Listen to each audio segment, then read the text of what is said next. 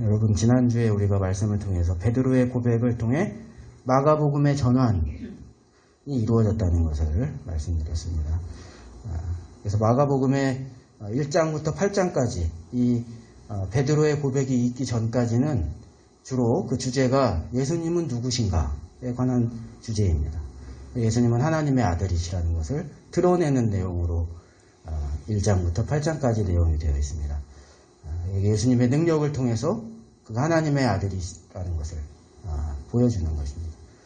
그러나 베드로의 고백 이후에는 이제 예수님께서 내가 누구인지가 아니라 내가 무슨 일을 하기 위해서 이 땅에 왔는지를 말씀하시기 시작하십니다. 그것은 십자가의 고난을 당하고 내가 죽임을 당하고 그러나 다시 부활할 것이라는 내가 할 일, 내가 이 땅에서 무엇을 해야 할 것인지, 나의 사명이 무엇인지, 내가 이 땅에 온 목적이 무엇인지를 주로 이제 말씀하시기 시작하시는 그 내용으로 이제 마가복음의 내용이 후반부가 그렇게 구성이 되어 있습니다. 여러분, 예수님께서는 이스라엘 나라를 다시 새롭게 만드시는 그 유대의 왕으로 이 땅에 오신 것이 아니라 이 세상에 하나님의 나라를 세우시는 그 사명을 가지고 이 땅에 오셨다는 것을 이제 우리가 알 수가 있는 것입니다. 그런데 예수님께서 이렇게 틈만 나면 고난에 대해서 자꾸 내가 고난당할 것이다, 내가 죽을 것이다, 자꾸 이렇게 말씀하시니까 여러분 제자들의 마음이 심란해지고 혼란을 느끼고 그 기대했던 것들을 자꾸 그 마음을 제자들의 마음을 자꾸 흔들어 놓으시는 그런 이제 결과가 된 것이죠. 그런 상황에서 또 예수님께서 그러나 너희들도 나를 따라서 너희 십자가를 지고 나를 따라와야 한다. 제자의 삶을 살아야 한다. 여러분 그렇게 말씀하신 것입니다. 제자들이 그 마음이 참 어려웠을 것 같다는 그런 생각이 듭니다. 그런데 여러분 우리도 사실 그렇지 않습니까? 예수님도 자신의 십자가의 그 사명의 길, 그 십자가의 길을 걸어가는 것이 예수님도 쉽지 않았습니다. 예수님도 마지막 날 그 밤에 쉽게 하나님 앞에서 기도하시면서 마침내 그 결단을 이루어내신 것이죠. 누가 사람이 육체를 가진 사람이 고통당하고 매맞고 조롱당하고 그런 고통을 겪는 것을 누가 쉽게 할 수가 있겠습니까? 누가 그 길을 쉽게 갈 수가 있겠습니까? 누가 자신의 목숨을 쉽게 내어놓을 수가 있겠습니까? 누가 나와 내 가족이 고생하는 것을 쉽게 용인할 수가 있겠습니까? 그래서 우리가 예수님께서 우리에게 제자의 삶을 살라고 또 너는 자기를 부인하고 너희의 십자가를 지고 나를 따르라고 말씀하셨지만 그것이 우리에게 그렇게 쉽게 이루어지는 그런 일은 아닐 것입니다.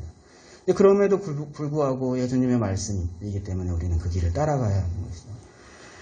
저는 오늘 본문을 이제 보니까 오늘 본문을 다른 관점에서도 우리가 바라볼 수가 있지만 마가복음 8장에서 예수님께서 이렇게 말씀하신 그 말씀의 흐름의 그 연장에서 오늘 이 본문을 제가 좀 바라보니까 예수님께서 우리가 어떻게 그러면 십자가를 질 수 있는지, 우리가 어떻게 힘을 얻을 수 있는지, 그런 삶을 어떻게 내디딜 수 있는지, 그 삶을 어떻게 지속해서 살아갈 수 있는지에 대해서 예수님께서 조금 힌트를 주시는 것 아닌가, 그런 생각을 하게 되었고요. 그 내용을 여러분과 오늘 나누려고 합니다. 오늘 본문을 통해서 예수님께서 주신 말씀, 저는 그 두 가지 내용을 함께 생각해 보려고 하는데요. 우리가 어떻게 십자가의 길을 걸어갈 수 있는가. 오늘 읽은 본문이 두 가지 큰 내용으로 이루어졌다면 전반부에 나눈 그 본문의 내용으로 볼 때 우리가 주님의 영광을 보아야 한다. 주님의 영광을 보아야 한다. 우리가 십자가의 길을 걸어가기 위해서 우리는 주님의 영광을 보아야 한다. 여러분 오늘 그 본문의 전반부 내용을 보시면 예수님께서 제자 중에 베드로와 야고보와 요한을 데리고 산의 높은 곳으로 가셨죠. 여러분 기억하실지 모르겠지만 베드로가 주는 그리스도라고 하나님의 아들이시라고 고백한 지역이 어디였습니까? 가이사랴 빌립보라는 지역입니다. 가이사랴 빌립보는 헐몬산이라고 하는 3,000m 가까이 되는 높은 산에 그 기슭에 있는 마을입니다. 그 고백을 들으시고 이제 오늘 본문에 보면 예수님께서 그 산으로 올라가신 것입니다. 산 높은 곳으로 베드로와 야고보와 요한을 데리고 산 높은 곳으로 올라가신 것입니다. 그리고 산 높은 곳에 올라가셨을 때 예수님의 모습이 변화되었습니다. 그래서 이것을 변화산 사건이다, 이렇게 우리가 많이 부르기도 하는데요. 산 높은 곳에 올라갔을 때 예수님만 계시고 베드로, 야고보, 요한 이렇게 있는데 예수님의 모습이 변화되었습니다. 그 내용이 오늘 우리가 읽은 본문의 2절, 3절 내용입니다. 함께 다시 한번 보시겠습니다. 엿새 후에 예수께서 베드로와 야고보와 요한을 데리시고 따로 높은 산에 올라가셨더니 그들 앞에서 변형되사 그 옷이 광채가 나며 세상에서 빨래하는 자가 그렇게 희게 할 수 없을 만큼 매우 희어졌더라.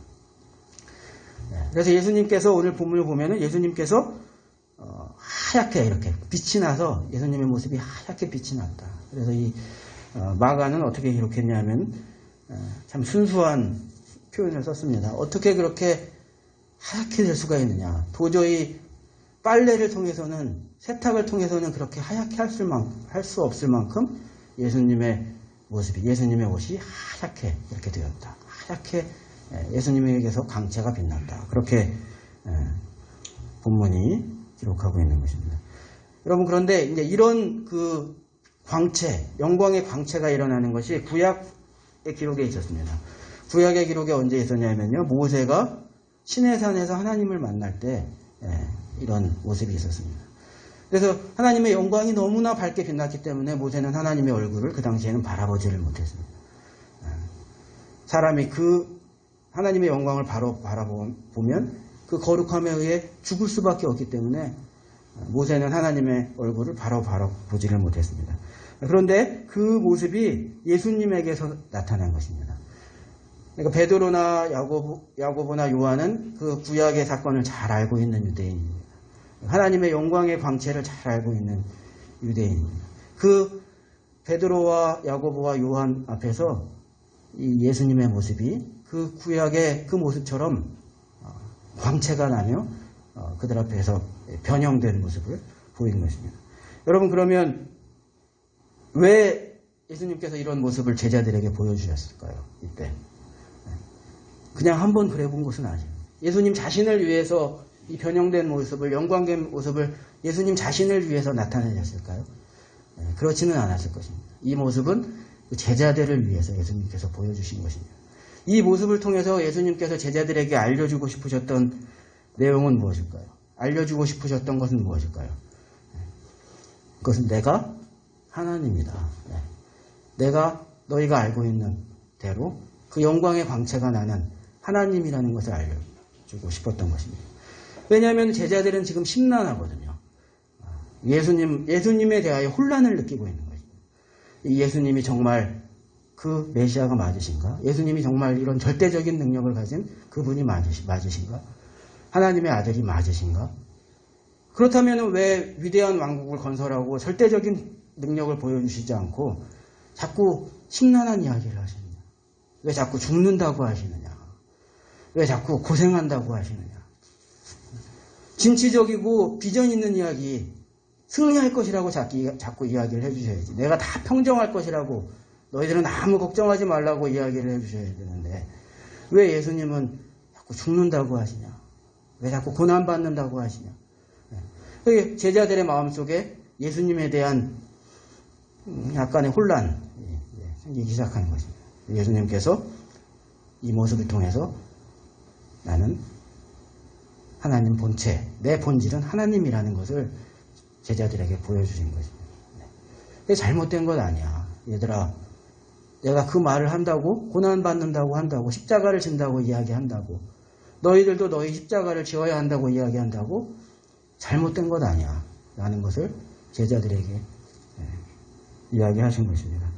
그러므로 예수님께서 자신을 드러냄을 통해서 너희도 두려워하지 말고 혼란의 마음을 갖지 말고 자신감을 갖고 담담하게 제자의 삶을 살아야 한다. 나를 따라오는 삶을 살아야 한다라는 것을 예수님께서 제자들에게 여러분 보여주신 것입니다. 영광의 하나님을 보아야 하는 것입니다. 여러분, 우리도 그리스도인의 삶을 살아나가면서 제자들과 비슷한 혼란을 느낄 때가 있지 않습니까? 세상에 살다 보면 정말 하나님은 정말 능력이 하나님이신가? 내가 이 길을 걸어가는 것이 정말 맞는 것인가? 정말 하나님께서 나를 능력의 하나님이시라면 왜 이런 길을 내가 계속 걸어가야 하는 것일까? 여러분, 우리 인간의 마음속에는 이런 마음이 생길 수밖에 없는 것입니다. 그때 우리도 그래서 이 영광의 하나님을 우리가 바라보아야 하는 것입니다. 능력이 하나님이신 그 하나님을 우리가 다시 한번 바라보아야 하는 것입니다. 그렇게 될 때 세상이 우리에게 주었던 여러 가지 혼란스러운 마음들이 사라지는 것입니다. 그 하나님을 다시 우리가 만나게 될 때, 우리가 하나님 앞에 다시 정직하게 하나님 앞에서 내가 서게 될 때 세상이 우리에게 주었던 하나님에 대한 또는 내가 걸어가는 이 신앙인으로서의 삶, 예수님을 따라가는 이 삶에 대한 혼란과 걱정으로부터 우리가 해방되는 것입니다. 여러분 그런 경험을 해보시는지 모르겠어요. 하나님의 영광을, 하나님을 우리가 다시 한번 바라볼 때 내 마음속에 있던 여러 가지 근심과 혼란했던 것, 내가 내 세상 속에서 이 삶을 살아가면서 느꼈던 여러 가지 어려움들, 걱정들, 하나님을 향한 내 마음의 혼란들이 하나님 앞에서 하나님의 영광을 우리가 다시 한번 만날 때 내 마음속에서 사라지는 것입니다. 정리되고 깨끗해지는 것을 경험하게 되는, 그것을 예수님께서 보여주신 것입니다. 그것을 통해서 하나님의 영광을 바라보면서 우리는 다시 나를 보게 되는 것입니다. 그 앞에 서 있는 나를 보게 되는 것입니다. 나의 정체성, 내가 누구인가에 대해서 다시 분명하게 되는 것입니다. 하나님의 영광을 바라보면서, 그 하나님을 바라보면서 다시 나를 바라보게 되는 것입니다. 그래서 우리가 영광의 하나님을 바라볼 때 우리가 나의 십자가를 지고 그분을 따라가는 그 삶을 우리가 그래서 살 수가 있는 것입니다. 어떤 왕자가 자기가 왕자인 줄 모르고 저 가난한 사람들 사이에서 빵 하나 얻으려고 매일 노력했어요. 안절부절. 빵 하나 못 얻으면 막 안절부절하고 그냥 어떻게 할까 근심하고 내일은 또 무슨 빵을 먹을까 막 근심하고 걱정하고. 그러나 내가 왕자라는 사실을 발견했을 때, 그 정체성을 다시 확립했을 때 그 빵 하나 못 얻는 것 때문에 안절부절하지는 않는 거죠. 왕자로서 살아가야 할 왕자의 삶을 다시 살게 되는 거죠. 그까짓 거 빵 받든지 못 받든지 상관이 없어지는 거죠. 우리가 그런 것입니다. 하나님의 영광을 바라볼 때 우리가 누구인지 다시 생각하게 되는 거죠. 그래서 저 빵 못 얻으면 난 내일 굶을 텐데, 저 빵 못 얻으면 우리 가족들은 다 굶어 죽을 텐데, 이런 류의 세상에서의 혼란과 걱정을 탁 내려놓게 되는 것입니다. 그리고 왕자의 삶을, 그리스도의 삶을, 제자의 삶을 우리가 살아갈 수 있게 되는 것입니다. 그 삶에 초점을 맞춘 삶을 여러분 우리가 살 수 있게 되는 것인데요. 그것이 하나님의 영광을 바라볼 때, 하나님이 누구신지 우리가 다시 한번 정확하게 보게 될 때 우리의 삶에 그런 변화가 일어나게 된다는 것입니다. 예수님께서 혼란스러운 마음을 가지고 있는 심란한 제자들을 데리고 산으로 올라가신 것입니다. 여러분, 우리가 이렇게 하나님의 영광을 바라볼 수 있는 기회가, 또 그 은혜가 언제 우리에게 그러면 찾아오겠습니까? 이게 예배가 중요한 것입니다. 예배 때 우리가 이 하나님의 영광을 바라봅니다. 예배 때 하나님께서 주시는 이 말씀을 통해서 우리가 하나님을 대면하는 것입니다. 하나님의 말씀을 통하여 하나님을 대면하는 것입니다. 그래서 말씀을 통해서, 예배를 통하여, 예배 드린 이후에 말씀을 통하여 내가 어떻게 살아야 되는구나, 세상에서 내가 혼란을 느꼈던, 세상 속에서는 내가 정말 잘하고 있는 것 맞아? 뭔가 잘못되고 있는 것 아니야? 뭔가 조금 문제가 있는 것 아니야? 이렇게 막 혼란스러웠던 것이 예배를 통하여, 말씀을 통하여서 아니구나, 내가 잘 살아가고 있구나, 내가 바른 길을 가고 있구나. 여러분, 우리가 다시 이렇게 경험하게 되잖아요. 여러분, 그것이 하나님의 영광을 경험하게 되는 것입니다. 예배를 통하여 은혜 받는다는 말이 무슨 말입니까? 여러분, 은혜 받으세요.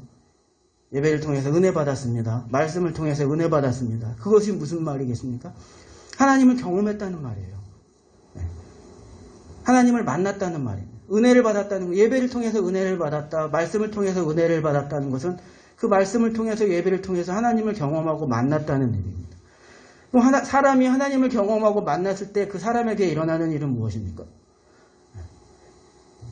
이 일이 일어나는 것입니다. 세상에서 혼란하고 세상적으로 생각하였고 그 가운데 근심하였고 방황하였고 그랬던 것들이 하나님을 만남으로 딱 정리되는 거예요. 예배를 드리고 나서 내 마음속에 시원한 마음이 드는 것이에요. 네. 여러분 그런 경험 하셨죠? 해보셨죠? 네. 안 해보셨어요? 해보셨을 거예요. 아, 나는 이렇게 막 이런 생각 막 했는데 예배를 드리고 나니까 말씀을 드리고 나니까 아, 그렇구나. 그래 내가 이렇게 하는 것이 맞았어. 그것이 맞았어. 난 이렇게 해야 돼. 다시 다짐하고 뭔가 마음속에 시원한 생각이 들죠. 딱 정리되는 마음이. 그때 예배 드리고 나서 그러면은 활기가 생기잖아요. 여러분. 왜 그래요? 해답을 얻었으니까. 그것이 은혜 받는 것 아닙니까? 하나님의 영광을 보는 것입니다. 하나님을 만나는 것입니다. 그때 우리가 가야 하는 길을 갈 수 있는 힘을 얻게 되는 것입니다.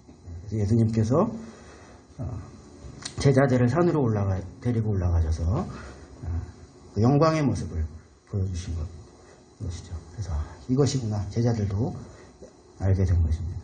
우리도 여러분 하나님의 영광을 보아야 합니다. 두 번째로는 저는 이렇게 이 본문을 한번 바라보고 왔습니다.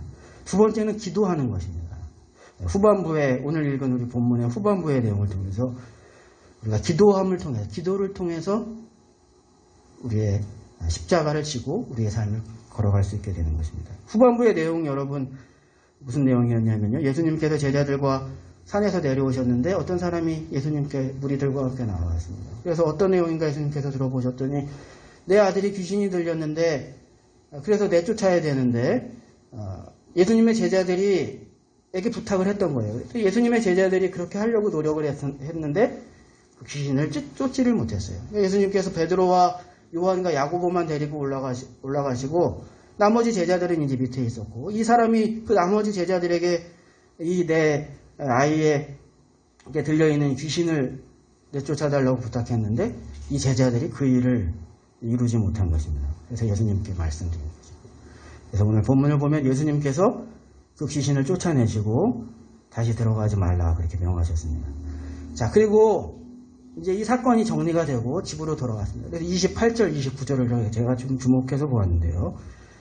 자, 집으로 돌아왔을 때 그 제자들이 좀 머쓱했을 거 아니에요. 그죠? 자기들은 그렇게 하려고 했는데, 이게 실패했는데 예수님께서 오셔가지고 단번에 귀신을 내쫓으셨기 때문에, 왜 나는 못했는지 좀 부끄럽기도 하고 예수님 앞에 또 면목도 없기도 하고 또 궁금하기도 하고 그래서 왜 우리는 귀신을 내쫓지 못했습니까? 그렇게 예수님께 질문을 했습니다. 9장 28절 말씀을 여러분 다시 한번 보시겠습니다.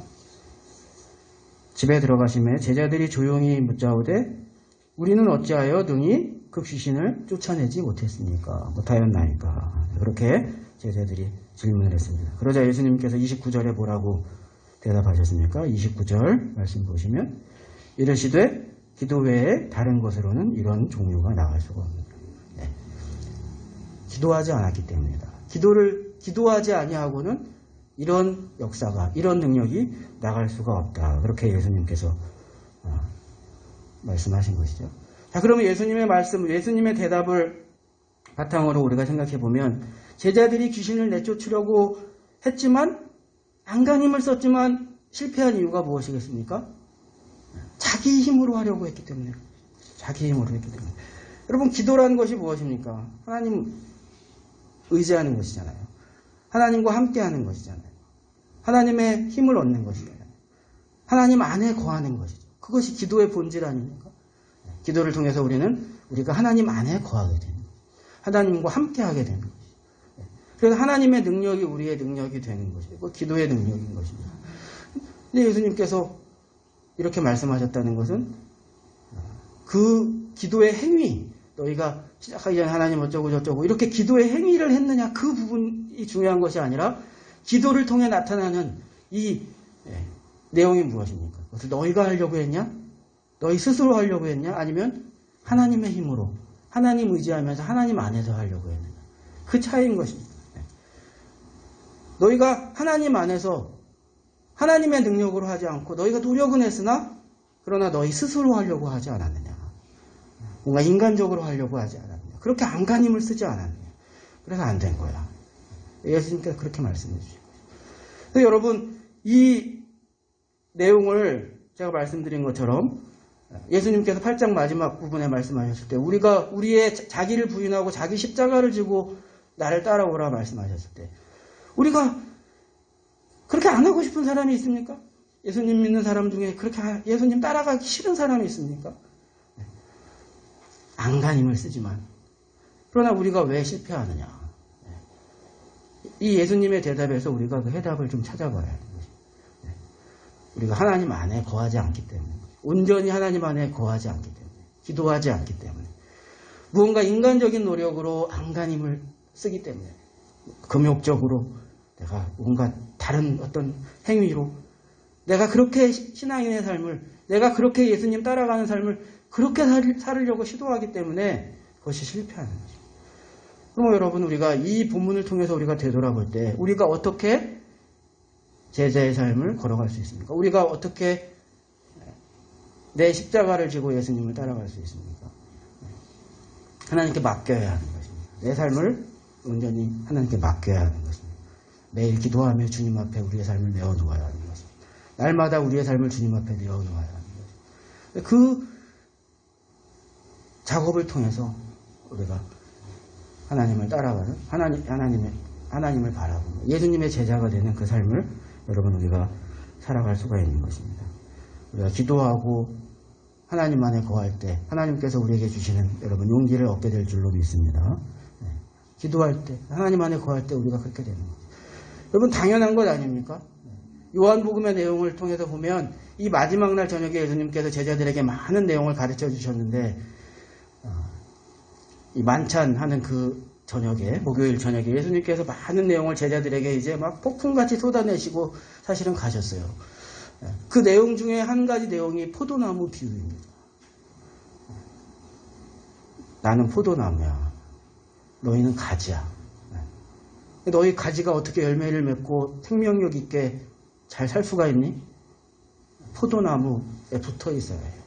그러면 많은 열매를 열릴 수가 있을 거야. 너의 삶이 열매로 풍성하게 될 거야. 여러분 이것이 예수님께서 마지막 날 말씀해 주신 제자들에게 가르쳐 주신 내용 중에 중요한 내용입니다. 여러분 이것입니다.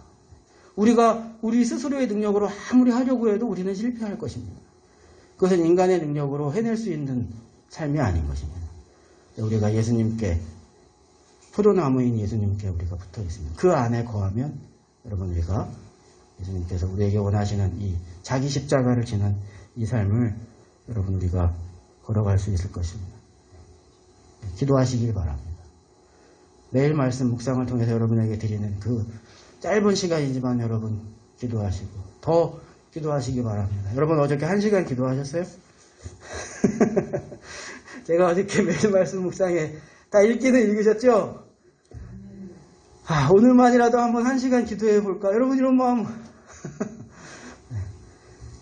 하나님께 기도할 때 하나님께서 우리에게 새 마음을 주시기 때문입니다. 여러 가지 혼란스러운 마음, 심란한 마음이 있지만 기도할 때 하나님께서 우리에게 새 마음을 탁한 공기 가운데 창문을 열었을 때 막 요리하고 막 냄새가 있다가 창문을 열었을 때 찬바람이 확 들어와가지고 신선한 공기가 집안에 가득 채워지시는 것처럼 기도를 통하여서 하나님께서 우리의 마음속에 그렇게 새로운 생각을 확 밀어넣어 주시는 거죠. 여러분 그런 경험을 하시는 줄 믿습니다. 저도 계속 그 경험을 해가면서 개척 목사의 삶을 살고 있어요. 개척을 시작하고 미국에서 다짐할 때부터 자꾸 딴 생각이 들더라고요. 자꾸 자식 걱정되고 자꾸 어떻게 살아야 될까 걱정되고 또 주변에서는 다 내 생각하고 내가 기도를 통해서 기도할 때 하나님께서 주시는 생각하고 자꾸 다른 얘기를 해요. 미쳤어? 왜? 남들은 못 와서 안달인데 이제 자리 잡아가는 이 상황에서 무조건 미국에 있으라고 다 그런 이야기를 해요. 근데 저도 그런가? 그래가지고 여러분께 제가 그 말씀드렸는지 모르겠지만 여러 가지 막 갈등 속에서 그래 좀 더 살아야 되겠다 생각을 하고 집이라도 조금 더 좋은 집에 살자. 그때 그런 기회가 생겨가지고 좋은 집, 좋은 아파트에 계약자 났어요. 여러분 미국의 좋은 아파트, 미국 아파트들은 다 월세로 내잖아요. 계약금 이런 거 없잖아요. 월세로. 그러니까 아무나 받지를 않아요. 다 서류를 왕창 내야 돼요. 이 사람이 어떤 사람인가에 대해서 그 사람들이 신원평가나 무슨 보증 뭐 이런 걸 다 그 평가를 하고 그 다음에 받아줄까 안 받을까를 결정하는데 그러니까 좋은 아파트일수록 그것이 까다로워요. 그래서 새로 지은 좋은 아파트였는데 제가 그 서류를 내가지고 마지막 그 순간에 그쪽에서 막 congratulations you are accepted 그래가지고 막 받고 그랬어요. 그런데 기도하면 아닌 거예요. 기도하면 아닌 거예요. 하나님께서 새로운 마음과 새 생각을 이렇게 불어넣어 주시는 거예요. 한국에 와서 목회에 가면서도 그런 경험을 제가 여러 차례 해갑니다. 그러면서 어떻게 보면 그 과정을 통해서 하나님께서 원하시는 길로 가게 하시는 것입니다. 그래서 여러분 기도를 통해서 하나님께서 우리가 그 길을 걸어갈 수 있도록 하시는 것이고 그래서 우리가 어떻게 무거운 그 십자가를 우리가 질 수가 있느냐. 기도를 통해서 하나님 안에 거하며 우리는 그렇게 그 삶을 살아갈 수가 있는 줄로 믿습니다. 그래서 두 가지입니다. 오늘 본문을 통해서 여러분에게 두 가지 말씀드리고 있습니다. 내 삶이 혼란스럽고 걱정되고 근심되고 그럴 때 하나님 바라보십시오. 하나님 그분이 어떤 분이신지 여러분 바라보십시오. 그러면 내 삶이 정리될 것입니다. 이 삶을 살아갈 수 있을 것입니다. 또 기도하십시오. 하나님께서 새로운 마음과 생각을 우리 가운데 불어넣어 주실 것입니다.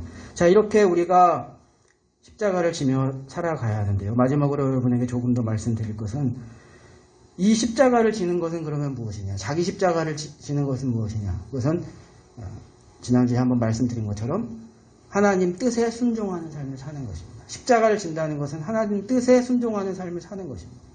그 내용은 그러니까 사람마다 그 내용은 다 다를 수가 있겠죠. 방법은 다 다를 수가 있겠죠. 하나님께서 사람마다 주신 뜻이 다 다르니까. 다 목사 되는 것은 아니겠죠. 그렇게 하지 마세요. 웬만하면 하지 말아야 돼요. 다 선교사 되는 건 아니겠죠. 다 사역자가 되는 것은 아니겠죠. 다 신학교 가야 되는 것은 아니겠죠.